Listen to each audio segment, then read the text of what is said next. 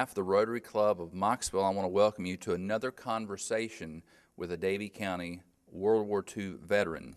And I'm very happy today to have a friend of mine from Cooley, North Carolina, Jack Jerome. Jack? Well, technically, my name is John. So if anybody looks me up, it's John Jerome. But I don't know the name John. I go by Jack. You go by Jack. Yeah. Now, Just want to make that distinction. I got you. Now, have you lived in Cooley for how long? About 43 years. 43 years. Something like that. And after hearing all the people talk, I still think I'm a newcomer. When I go down to the drugstore, they talk about all the things that happened, and yet that's before my time. Right. Well, let's go back. I mean, you were born in what year? 1926. So you were born in 1926.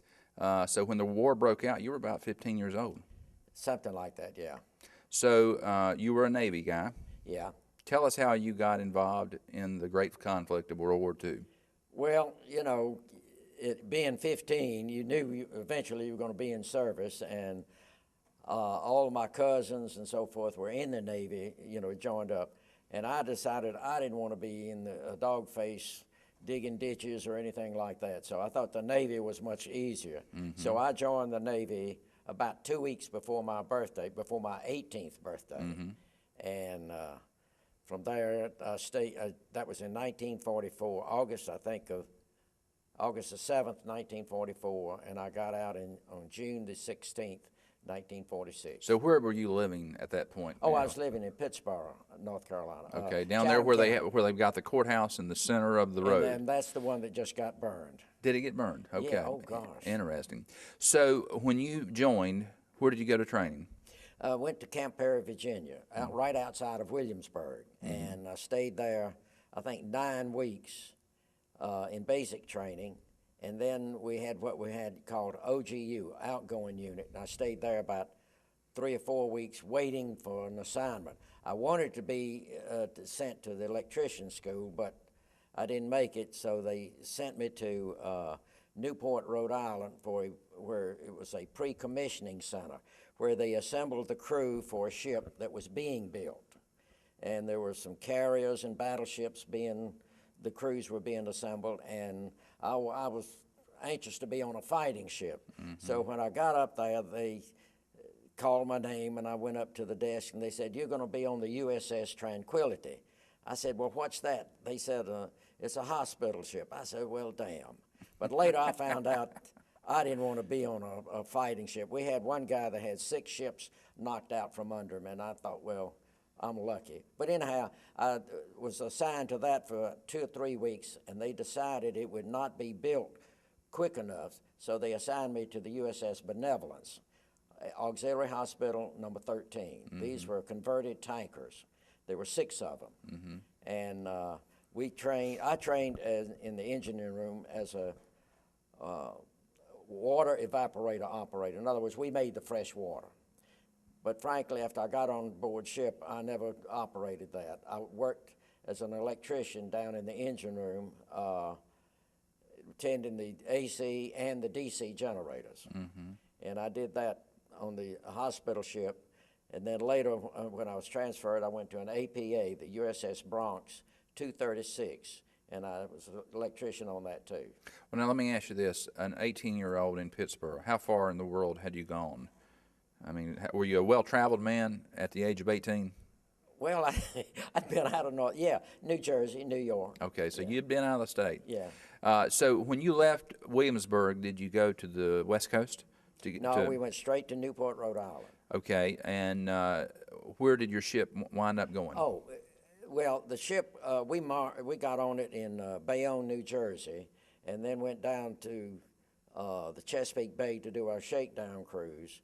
And then we went this was in June of 45. We went down through the big canal and out to Pearl Harbor, and then from Pearl Harbor to Eniwetok. Mm-hmm. And then we stayed there several weeks, and the Japanese were surrendering, so we joined the 3rd Fleet off the coast of Japan, and then the day of 29th of September, we went in with the fleet into Tokyo Bay, And our ship, being a hospital ship, picked up our guys who were prisoners of war, you know, of the Japanese. And I got to talk to a lot of them. So, What'd you find out from them? well, it's something I didn't realize until much, much later. One guy was telling me that they ate about the same as the Japanese. And I think I took that wrong. What he was saying is, at the time, the Japanese were starving. They did not have food. Our blockade was so effective that they were in very bad shape. And I didn't realize that until, you know, much, much later. So let's go back a But little they bit. never did talk about the atrocities. They just didn't talk about it. So you started in Chesapeake. You went down the Atlantic. You went through the Panama Canal. Yeah. You came up. Did you go to L.A. before you went over? No, straight to Hawaii. Hawaii. Did you get off in Hawaii? Yeah, How long were you in Hawaii? about a week. I don't know, about a week, I think. Was that a great place to be? Yeah. I bet Yes, it was. it was. I bet it was. Unfortunately, it wasn't anything but GIs, Army and Navy, and I guess Marines too, but they don't count. Well, what was the time from on the ship from? I guess you were in Oahu. Yeah, How long did it take you from Oahu to the next island, which was? it was Anahuac. That's in the Marshall Islands. I don't know, a couple of weeks. Maybe about 2 weeks, I guess. It's a long time. Now, was the ship that you were on, was it kind of like these cruise ships, nice and air conditioned, great food? Absolutely. Tell us about what the ship. What was life like on the ship? Well, being, a hospital ship, it was air conditioned. We did eat good food because of the patients. They had to eat good. Now, the crew's quarter were on the fantail because it was a converted tanker with the engine room in the stern rather than the midship like most ships. And I do remember one time I was standing watching the AC generators. This was about midnight because I had the 12 to 4 shift. And this chief petty officer came in. He said, "Which one of these switches goes to the galley down there?" I told him that one. He says, "I'm going to cut it off." He said, "I want some food, and those guys down there won't give me any, so I'm going to cut it off." Well, in about 5 minutes, here comes a phone call. "What's wrong with the telephone?" I mean, with the Power. the stove there. I said, "Well, let you talk to this chief." So the chief blackmailed him into giving him a lot of food. Well, that's good. So I remember a little incidents. Oh, incidentally, I was the the movie operator. I don't know how I got to be selected, but anyhow, I showed the movies, and we On got the ship. The on ship had board movies. ship, and we got $1 a night to show the movies. Well, when you're making $66 a month and you get $30 extra, that's a lot of money, and it was a lot of money back then. So I saved a lot because on board ship, what are you going to spend it on? So. Were you married at the time? Oh no, I didn't get married until 1955. Oh, okay. You were. I was good and grown by then. You were a definite single during the war. Oh gosh, yeah, I had a good time there. I hear you. But that's. Quarters, living quarters. You had a. Were you in a bunk? I had the bottom bunk, and fortunately, right next to me was the air conditioning shaft, so I stayed cool and comfortable. I even, in the hot weather, I'd be under a blanket. Seasick? Yeah, one time we pulled out.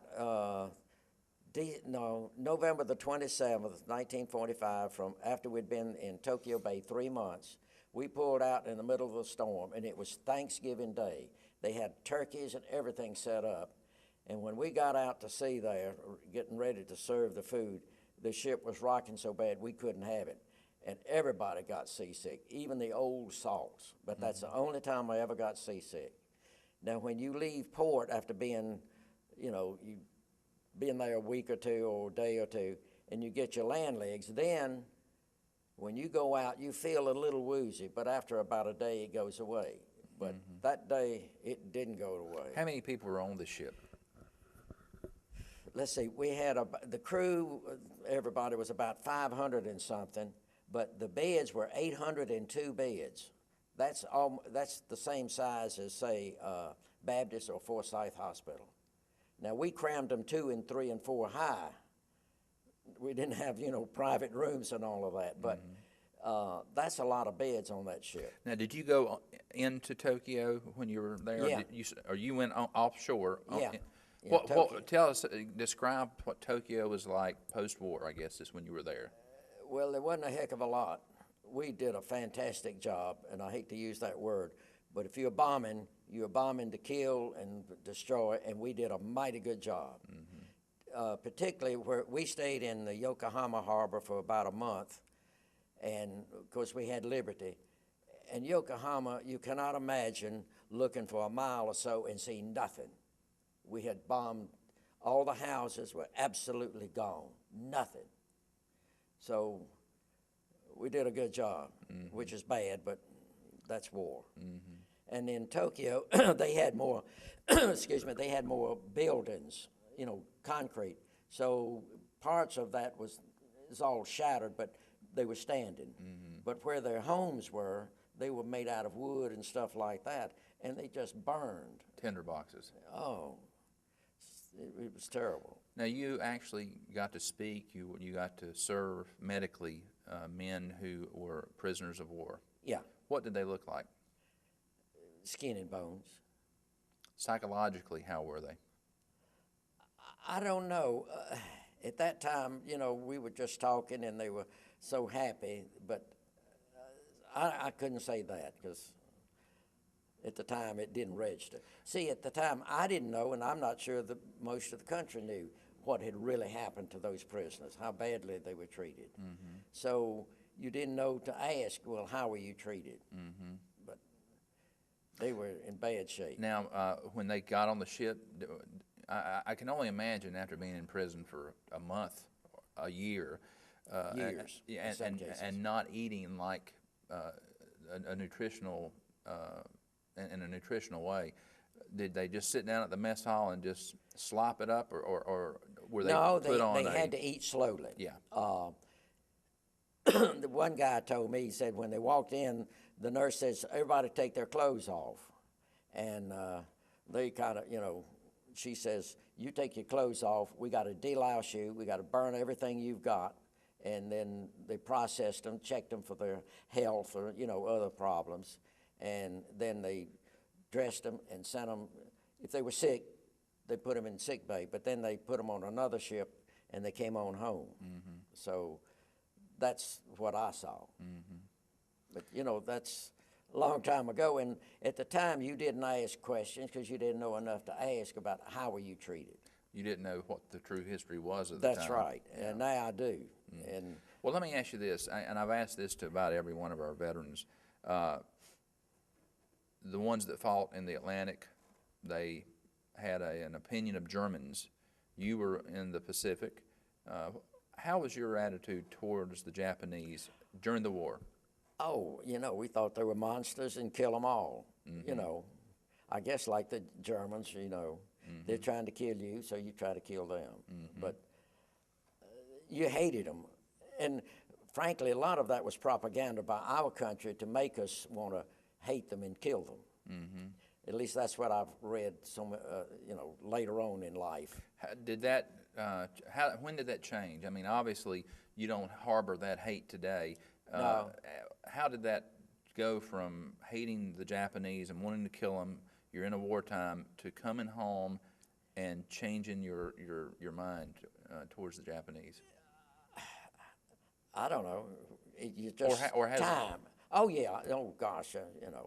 That's just something that happened, and you got to get over it. I don't know when, but just gradually, you just forget about their enemies and they're other people, just like us. And in all honesty, most of them were just following orders. Yeah. Just like a private does. I followed my orders, and if he said kill, you kill. Of course, in my case, I didn't do anything. As I kid everybody, I said the heaviest armament on our ship was a 16-inch bedpan. So, they were talking about these 5-inch 38s and 16-inch cannons. I said, yeah, we had 16-inch bedpans, but that's all. If someone came to you and said, Mr. Jerome, tell me the one thing that stands out in your mind about that, your time in the military, what would it be? I don't know. It's I don't know what I would say. I know there's one incident, but not incident, but there's one thing that sticks in my mind. It's the darndest sight you'll ever see in your life. But you know, the GIs and all of that would come ashore there in Tokyo, Yokosuka, where we was based. It was a Japanese Navy base. And, you know, guys will be guys after they've been out to sea so many months, and they'd go visit the ladies of the leisure, and they'd socialize with them and come back with social diseases. So the Navy said, we're going to stop that. So they operated their own little brothel, if you want to put it that way. And it's the most interesting sight you'll ever see. There's this big house, bigger than this building here. And there was a line of GIs that came out of that house, came down the street, went back down there, came behind the house, came back up, and came back into the next street, all waiting to go in there. Mm-hmm. Now that's a sight. It'll make you cracked up laughing. But I do remember that because it was something. That's not nice to say, but it is. It is something to see. So you're in the Tokyo Bay.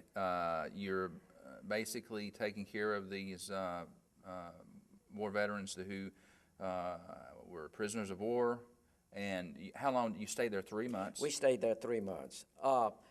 When we went into Tokyo Bay, like I said, first thing we started going up and then came this way in Tokyo Bay, and I was topside, and I noticed all these lights flashing, and we found out later we were in the middle of a minefield, and so all of a sudden that ship just stopped dead, and it backed out the same wake it came in to keep from hitting a mine.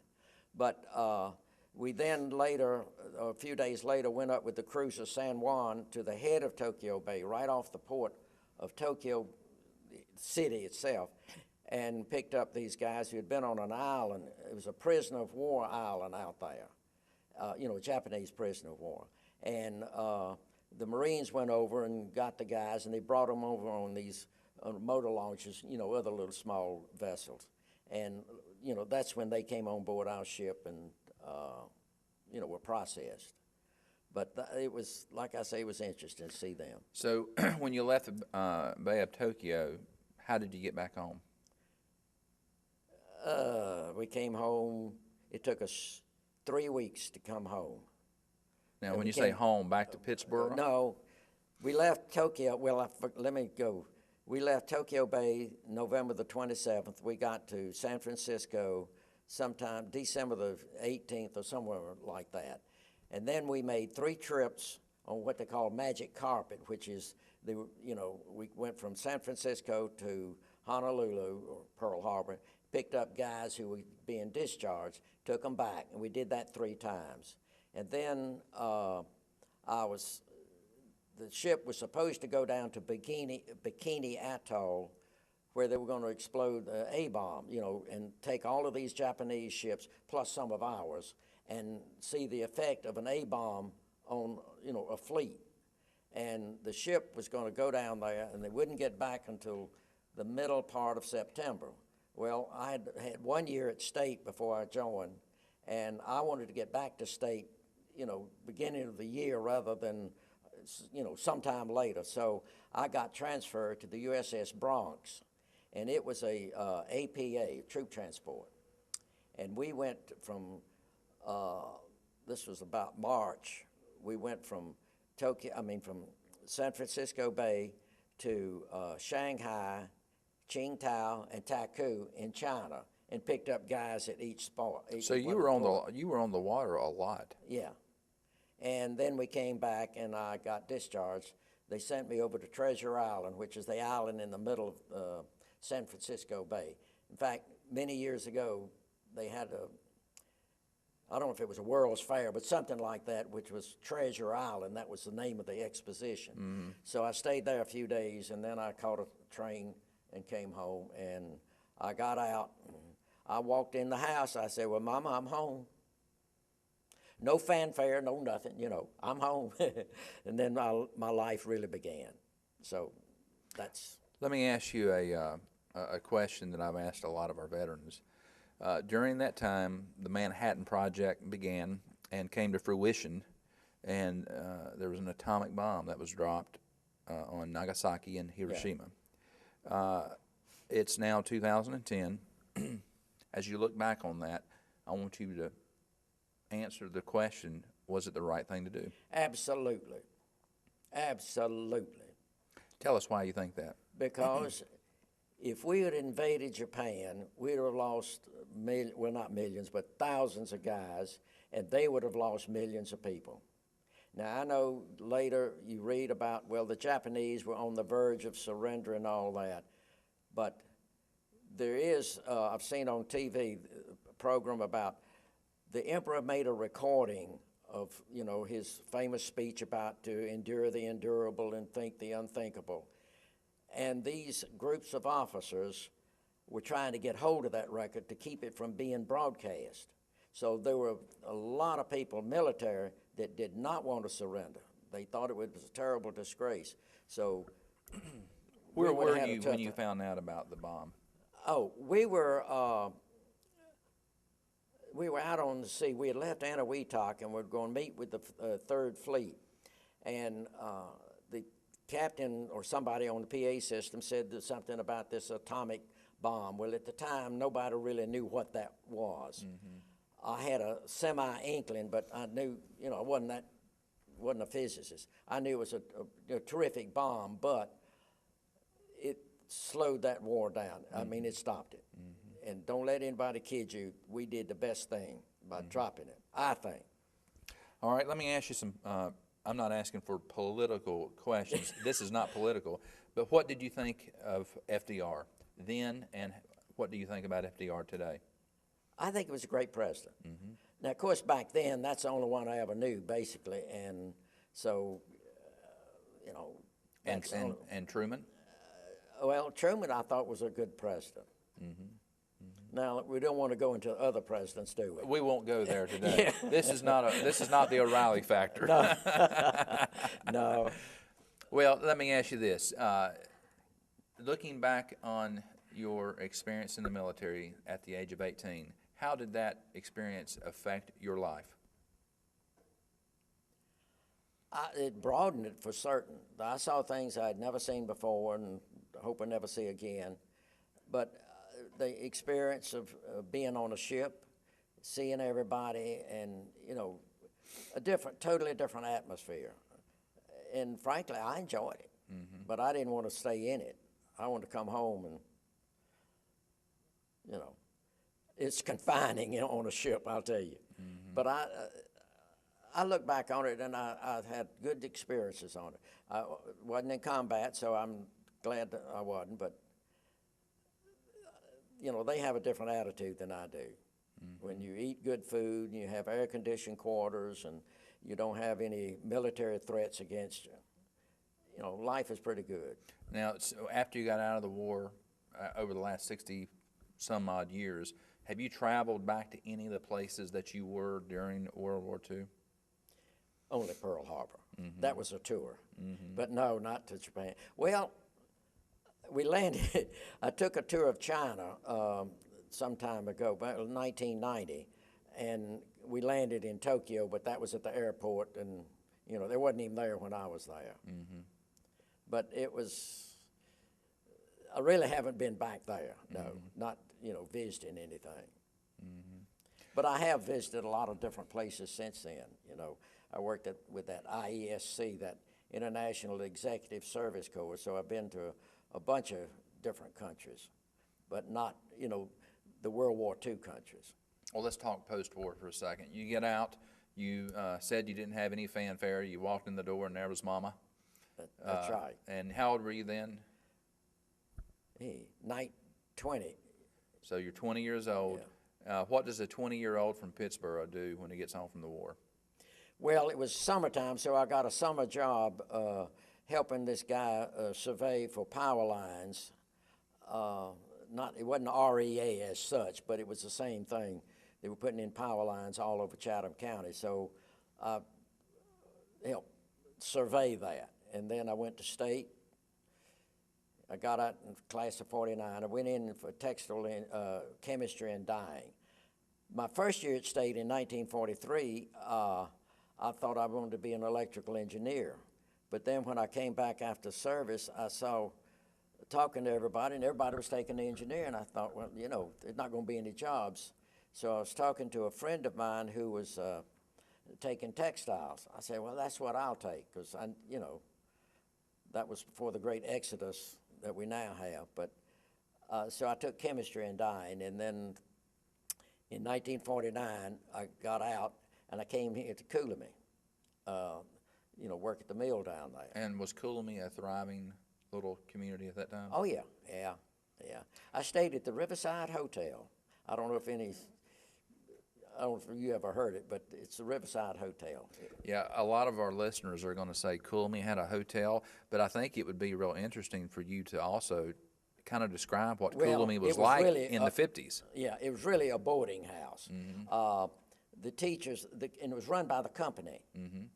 Burlington Industry. Well, at the time it was Irwin Mills. Okay. Say Burlington bought them in, I don't know, 56 or 57, somewhere in there.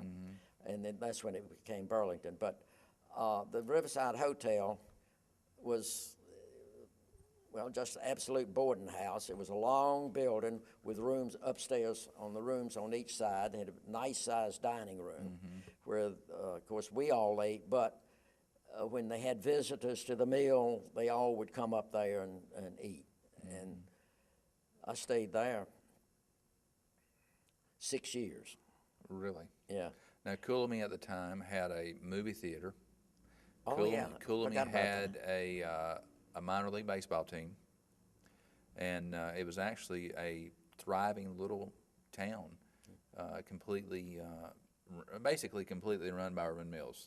Well, let's face it, it was a mill town. It was. It was. They sold those houses in the mid-50s, I think, and they sold them very, very cheap to the people who wanted to buy them. But during the time that the mill had them, I understand the rent was 25 cents a room per month. But, you know, you had to, if you misbehaved, you were thrown out of your house. And it was a typical mill village where the company ran everything in shall we say, a benevolent form, but in quotation marks, benevolent. Well, let's begin to close our conversation with Jack Jerome. And Jack, I've got a question that I want you to answer to whoever's listening to this CD or DVD, and because this is going to be housed here at the library in Davie County and hopefully sent to the World War II Museum, where other people in this nation can listen to some of your thoughts and comments about World War II. If you were going to tell someone, say 25 years from now, something about you, your experience in the war, and America, what would you tell them? Well, I think, I've always thought this is the greatest country in the world, with all the faults that we all claim that the country has, but still, I wouldn't trade it for anything I've ever been in, any country I've ever been in. And World War II was a necessary war, but unfortunately, you know, people talk about Hitler being bad, and of course he was, but Stalin was worse. Stalin killed almost twice as many people as Hitler did, and people don't realize that. The Russians were really, in the long haul, our enemy. And of course, in fighting Germany, we had to do that, and we had to fight Japan. The Japanese have never admitted that they caused it. They said we caused it. We caused them to cause it. And that I don't buy. But they've never apologized for anything. But this is still the greatest country. And some people my age have said, you know, we are living in the United States at the peak of its, well, at the peak of this country's whole total being. And I think that's true. It seems to be going down. We're engaged in wars we can't get out of, and back, you know, in the 60s and 70s and 80s, we didn't have that war, or we weren't in it as deep as we are now. But I'm proud to be American. So that's it. Jack, I want to tell you how much I appreciate your willingness to come here this morning. And I've enjoyed our friendship that we've had for a number of years. Yeah. And on behalf of the Rotary Club of Moxville and on behalf of a grateful nation, thank you for your willingness to serve. And thank you for coming in here today and giving us just a taste of your experience. Thank you. It's been interesting. My service was very interesting. And I'm glad it's over with, though. I'm too old. But I appreciate y'all talking to me. I hope somebody will find out what's going on in the world. Well, this is going to conclude our conversation with Jack Jerome. And on behalf of the Rotary Club, thank you for listening, and God bless America. I echo that.